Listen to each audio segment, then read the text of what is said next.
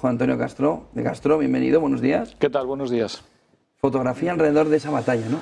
China, Estados Unidos, luego si quieres hablamos de Europa, pero que refleja que vamos al enfrentamiento económico. Sí. Pero sin tanta cortapisa.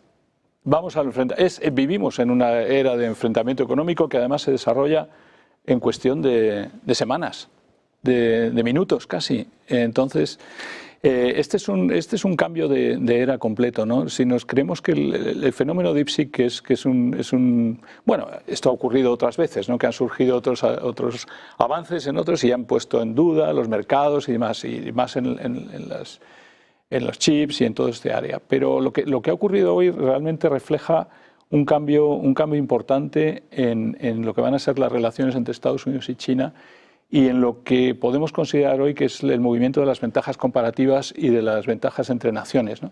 Que más que nada podríamos hablar de que si la revolución industrial tomó 200 años para difundirse por todo el mundo, la revolución de la inteligencia artificial lo ha hecho en semanas. En semanas. Lo que está ocurriendo con DeepSeek es semanas. El cambio que va a suponer en Nvidia y en otros también puede ser en semanas. Y los países, las naciones no tienen la velocidad de reacción. Lo estamos viendo en Europa. No tienen la velocidad de reacción para adaptarse a esa nueva forma de ventajas comparativas, ¿no? Por otro lado, y esto acompaña un poco la estrategia, ¿no? De la nueva estrategia estadounidense de proteccionismo, frente a lo que parece una lucha. El proteccionismo no sirve prácticamente para nada en lo que es en términos tecnológicos, por mucho que quieras frenar los chips. Te surgen, por ejemplo, avances de este tipo. Cuando tú tienes avances y destrucción creativa, como decía Schumpeter, que es lo que está haciendo DeepSeek en este momento, no puedes parar con aranceles. Esto pasa por encima de todos los aranceles. Y sin embargo tenemos una nueva política proteccionista que nos va a hacer entrar en una auténtica nueva era proteccionista, ¿no? Yo creo que tenemos que adaptar toda nuestra visión. No es por casualidad que Trump hoy ha señalado el periodo 1871-1913. Es muy importante. Fue el periodo en el que Estados Unidos se hizo como nación y lo hizo a fuerza de aranceles. La media arancelaria en ese periodo fue de cerca del 40% de media frente al resto del mundo. Bueno, fue cuando asaltó el primer puesto económico. Asaltó el primer puesto económico, hundió al Reino Unido y el paralelo hoy en día pudiera ser, asalta el puesto económico, intenta hundir a China pero no lo consigue. Le pasó también con Alemania en aquel momento. Crecieron Estados Unidos y Alemania al 4-5%, Reino Unido se hundió, creció al 2% y al final decreció y llegó a la guerra. Es decir, podría pasar lo mismo entre Estados Unidos y China hoy, considerados como la Estados Unidos y Alemania de la época, dejando de lado a la antigua potencia, que era Europa, que podría caer completamente con la fuerza de este proteccionismo. Este proteccionismo te corta a los débiles y refuerza a los fuertes. En teoría del comercio internacional se dice siempre que que los países grandes son los únicos capaces de aprovecharse del proteccionismo. El país grande saca ventajas, el país pequeño las sufre. ¿Puede aprovechar tanto Estados Unidos como China el momento y ese aprendizaje alrededor de DeepSeek para iniciar un proceso de liberalización y de apertura de la economía china? Yo creo que lo va a hacer.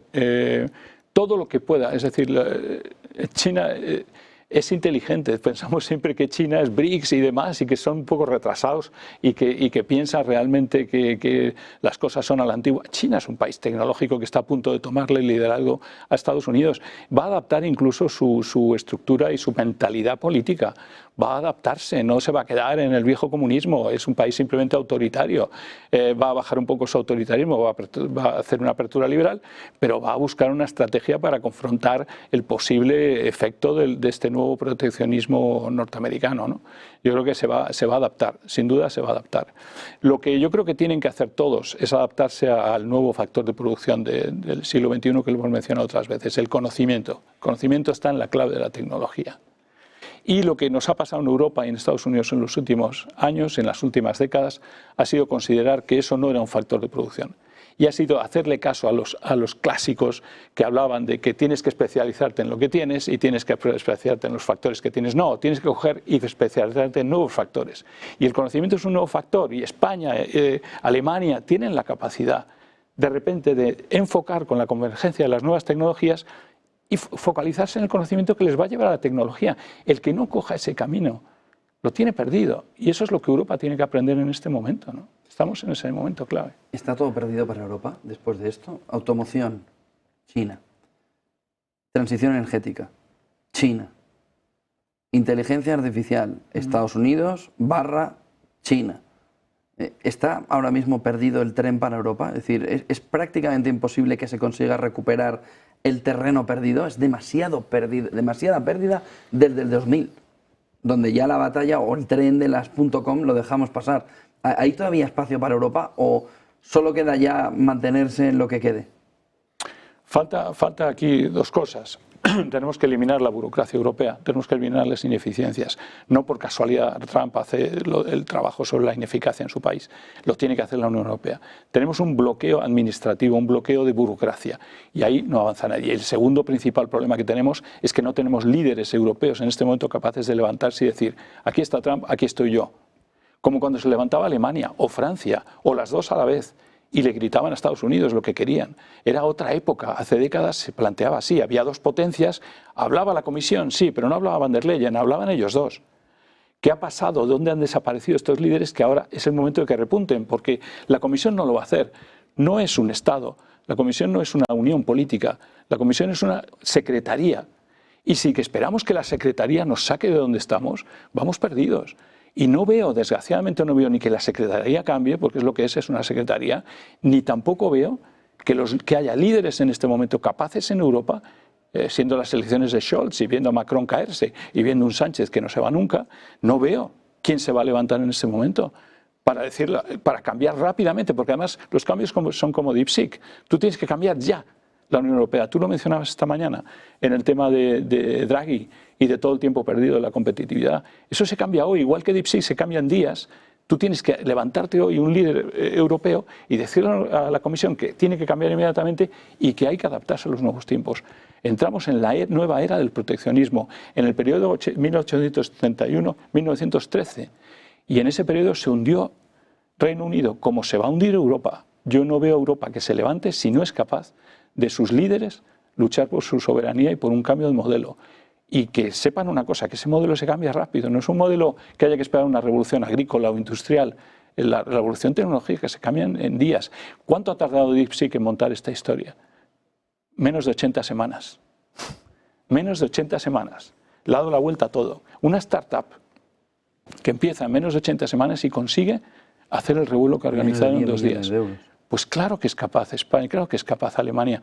Todos somos capaces de entrar si tomamos el conocimiento como el principal factor de producción y lo consideramos que está a la base de la tecnología y que ya no queda otra cosa. Decían en Davos esta semana, y lo habéis estado hablando, los nuevos empleos que van a surgir. Sí, son desarrolladores de software, sí, pero luego son tecnólogos de la agricultura, de la industria, del calzado, del textil, de todos los sectores industriales que se vuelven de conocimiento. Entonces, ahora se trata de meter conocimiento entre esos sectores. Esa es otra historia, es más bien lo que dice Draghi y nada de lo que dice Van der Leyen. Entonces, ahí está nuestra salida, pero además que está al alcance de la mano, que no es algo que nos tengamos que inventar de nuevo, que tengamos que tardar décadas en entrar en ello. Es rápido, como ha hecho DeepSeek. Citas un periodo que es el que ha citado Donald Trump esta pasada madrugada, esta pasada noche, que acaba en una guerra mundial, acaba en la Primera Guerra Mundial. Estamos condicionados o estamos destinados a que este periodo proteccionista acabe otra vez con la tensión geopolítica, porque ahora la sensación es que la tensión geopolítica ha bajado. ¿Va a volver a subir? A ver, ocurrió una cosa muy interesante en aquel periodo que llevó a la Guerra Mundial. Aquel periodo llevó a la Guerra Mundial porque Estados Unidos y Alemania eran los hegemones, estaban creciendo los dos cerca del 5%, y Reino Unido decaía, era el imperio que decaía. Hoy, con China, podríamos tener algo muy parecido. China y Estados Unidos están creciendo fuerte y Europa y los demás se están cayendo. ¿Cómo se arregló aquello? Destrozando a Alemania.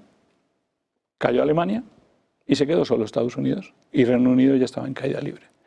¿Qué vamos a arreglar esto? ¿Haciendo cara a China? O sea, ¿que China sea la Alemania de antes de la Segunda Guerra Mundial? No. Yo creo que esto va más por un entendimiento y por una competición entre naciones. Pero también es verdad que nunca ha ocurrido. Los grandes cambios siempre han dejado solo a uno. Sería la primera vez que deja a dos. Lo que hay que esperar es que deje a dos, porque si tenemos que pensar en un conflicto como el de la Segunda Guerra Mundial, que esta vez sería nuclear con China, no es un win-win. No creo que le interese a ninguno de los dos. Juan Antonio de Castro, doctor en Economía, exfuncionario de Naciones Unidas, muchas gracias por acompañarnos. Buen día y buen negocio. Gracias a vosotros.